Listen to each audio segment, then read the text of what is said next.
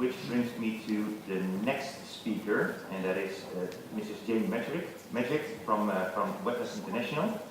Wetlands International builds knowledge and facilitates action to safeguard and restore wetlands for biodiversity conservation, water security, disaster risk reduction, climate resilience, and livelihoods. And Jane has been with Wetlands International since 2004, and she's particularly well known ecosystem-based solutions contributing to achieve a safe and sustainable world. And I can confirm that from my own experience. I think that the Wetlands International was one of the first NGOs to join coShape and to work with consultancies, industries, technology institutes on the development of these sort of solutions. That really opened our eyes. It brought in a new perspective. You did it together with Tim Koenig and Peter van Eyck. And I'm very grateful for the leadership that you showed in that respect. And we really look forward to your presentation over here. Okay.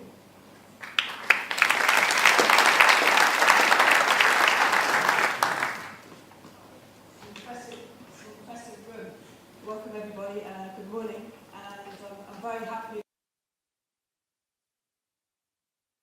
on this podium. So I'm going to share our thoughts about the upscaling question for coShape, and I'm grateful to Peter van Eyck, my colleague who's in the room, for helping prepare this presentation. So we've heard a little bit about the Netherlands, and we know that there are many pilots for building with nature, successful pilots in this country, and some of those are in fact market driven, such as the North Sea Dyke and also Room for the River programme. So this is like the heart and the base for the work of coShape. But what we see as a global organisation with 20 offices around the world, embedded in the communities, liaising with the government, what we see is that there's an urgency and a need to apply this building with nature approach in other regions. So we see many cases of infrastructure development which has unintended side effects. So, for example, in Panama City, building in the floodplains causing major flooding problems in the city. We also see too many examples of malfunction of infrastructure. And I do take the point that Case made earlier, that it's maybe tough to ask people to live behind an experiment, but I would also make the counter argument that we know now, we have the knowledge now, that some of these traditional solutions will fail, and yet we're still building them in places where they're going to fail. So I think that's even a bigger problem. This is predictable and preventable. And we also see, of course, major infrastructure schemes doing damage to environmental systems on a large scale. This one in Buenos Aires actually causing more flooding in the city. So there is a great need for more sustainable, more cost-effective, more adaptable, more inclusive solutions. And apart from the need, we also see rising opportunity. I'd just like to mention some of the drivers that some already touched on. Yeah, infrastructure is what all the cities are thinking about, for example, but also in the rural environments to counteract rising water risks. So, yeah, green infrastructure, different kinds of infrastructure can be included. We know that there is increasing risks and increasing maintenance costs for infrastructure because of climate change. We also know that there's more stringent environmental and social regulations coming into play, so this affects business opportunities. And there is increasing demand for multi-scale, multi-stakeholder solutions with multiple benefits, as Case also mentioned.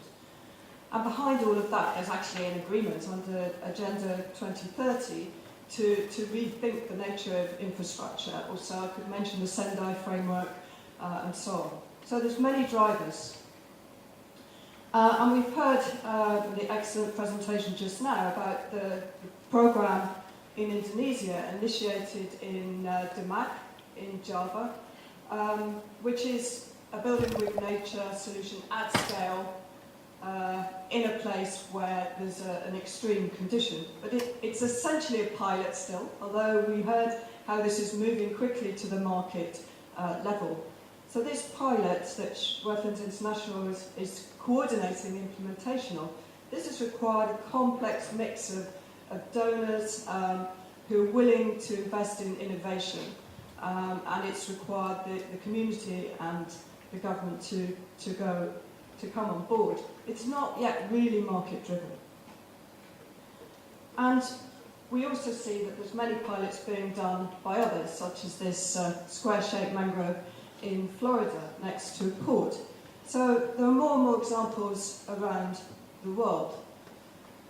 But what's really needed for coShape to take these kind of encouraging examples to scale and get them into the market domain?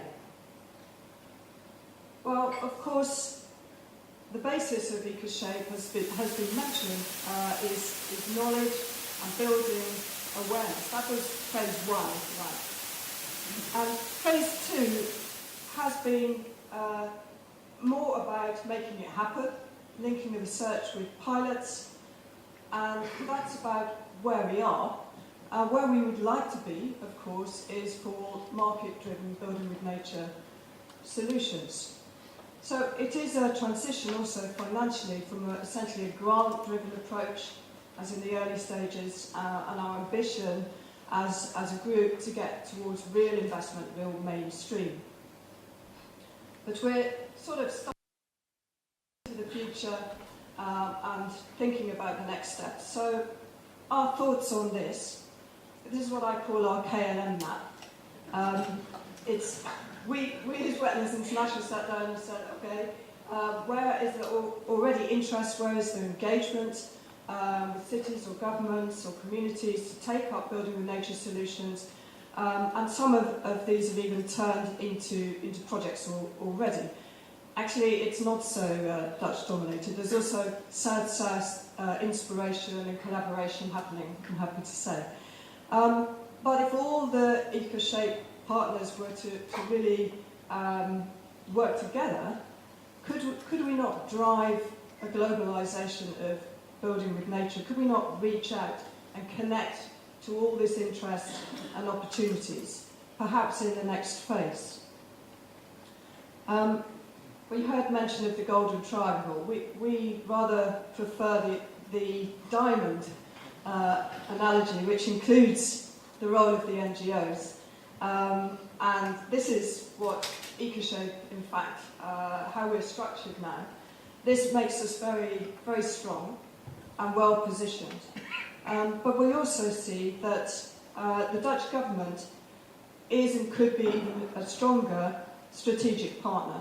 There's a very good fit with the new development and foreign trade agenda of Minister Sigrid Kaag, who can see that building with nature provides sustainable trade opportunities for the Dutch water sector, very close to her heart. And by supporting that, the Netherlands can hit a whole set of SDG targets. So this seems a promising solution at the policy level as well. But what's really needed to make this happen? We think that one thing is that there needs to be a very slight shift in mindset of coShape. So the focus so far has been on the technical solutions and the pilots, also for Wetlands International. But as was said by Abdul, we need to think of the people side as well. So we can have the best technical design in the world, but it's absolutely useless if there's no real demand and take-up, if it's not embedded in the society and the economy. So what are we talking about? What kinds of activities would coShape need to do to make that happen? So in order for that to happen, we need to think of building with nature not as a technical solution, but as a process to influence the institutional, political and social processes, to bring in the system understanding and to enable stakeholder participation, etc. All the principles that underlie building with nature.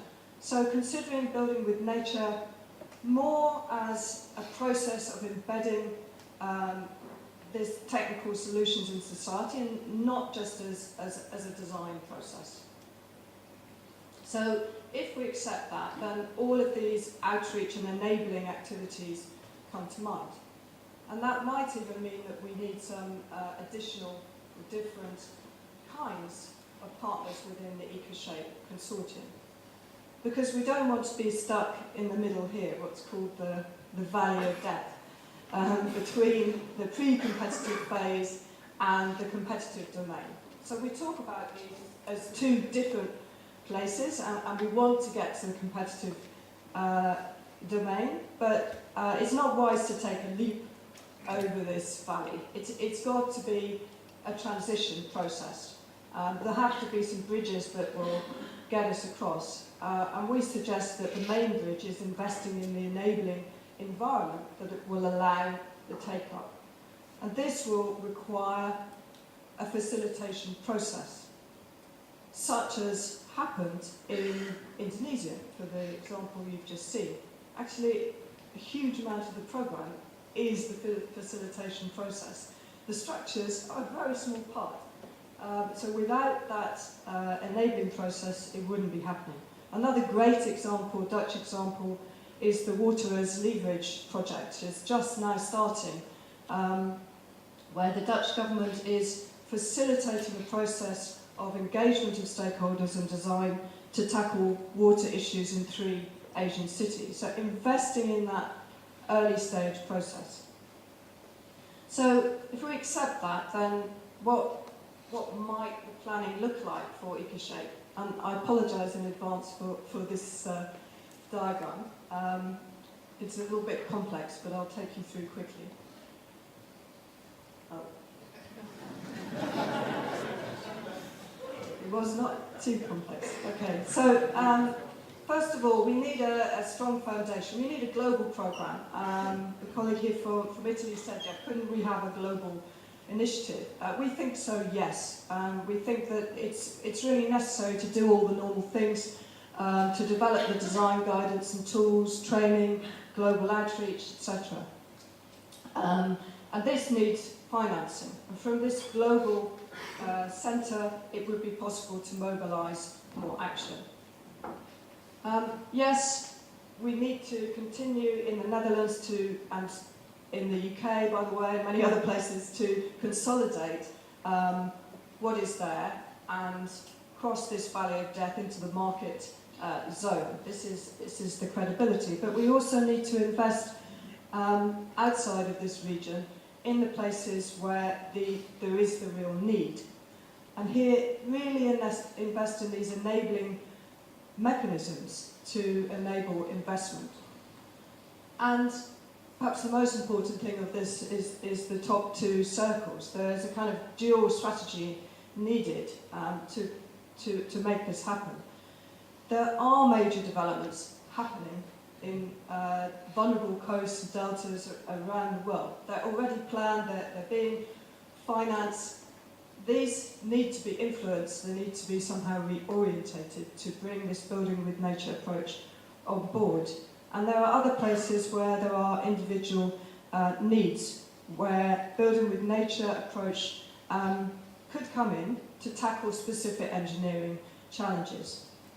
And just some examples to illustrate what we mean.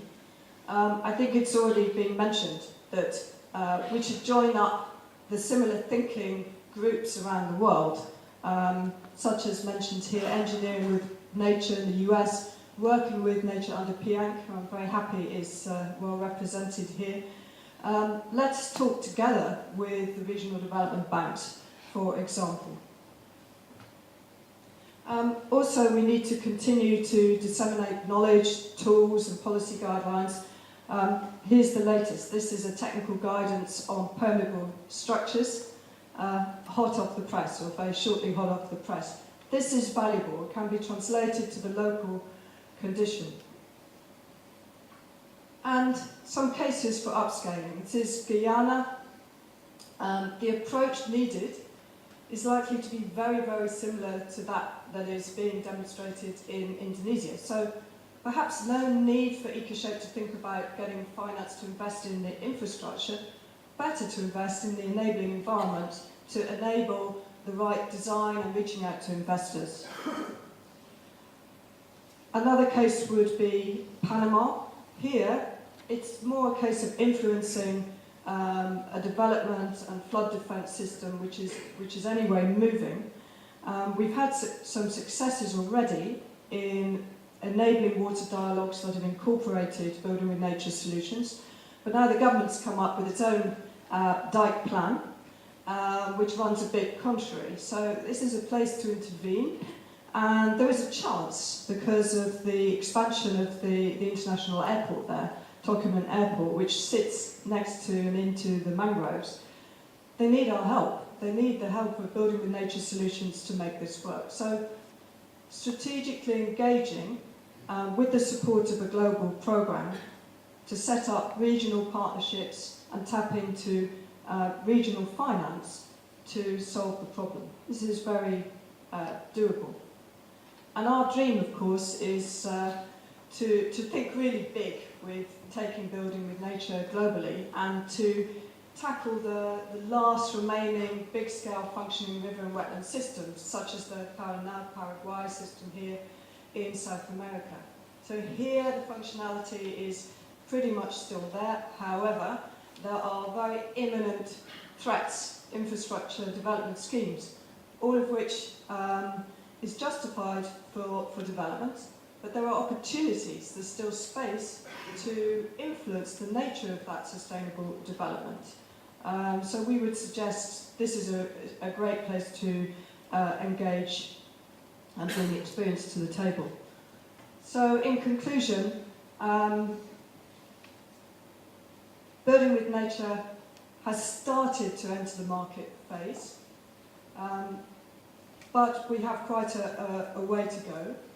The coShape consortium, along with other regional initiatives, are very well placed to lead, and the global policy environment is pretty favourable, as well as some of the national agendas, such as in the Netherlands. But there needs to be a slight shift in thinking amongst the partners, and maybe some additional partners, to really enable investment in this enabling environment and reaching out to the investors to make building with nature happen on a big scale. So think beyond pilots. And we see this is very possible if we all work together and connect with others around the world. Thank you very much.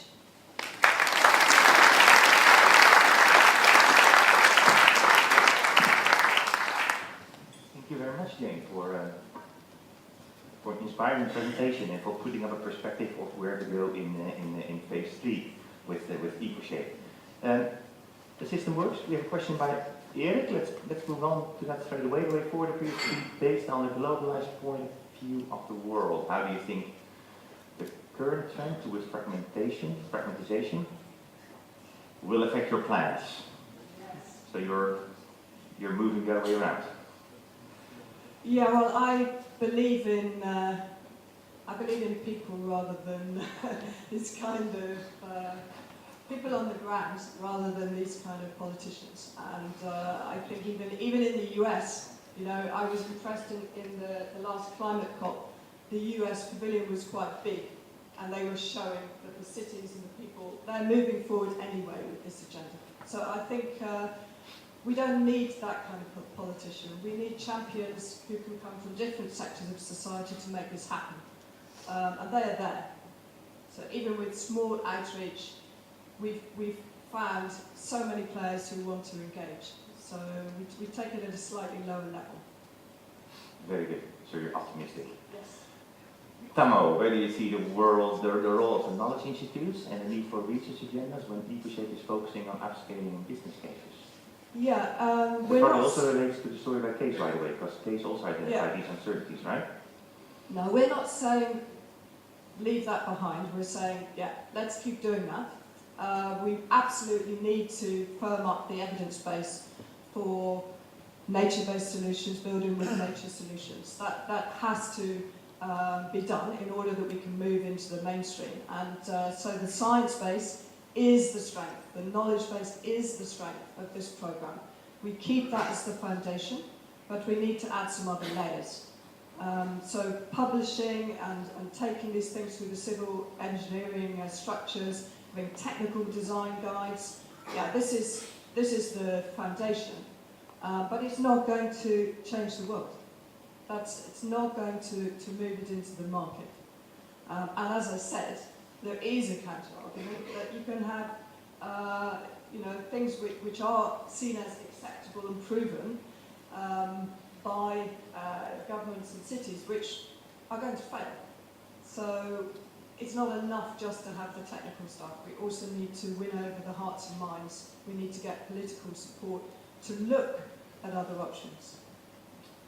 But I'm very happy, Jane, that you're saying you cannot do without engineers and research. No. We absolutely need the strength of this partnership is the combination. I learned very early on in my own career that working with engineers was very profitable and also fun. That's very good habit. So Michelle is asking on the KLM map, Kenya is shown as a location for building with nature. What's going on there? I'm not sure. Peter, where are you? You can answer that one.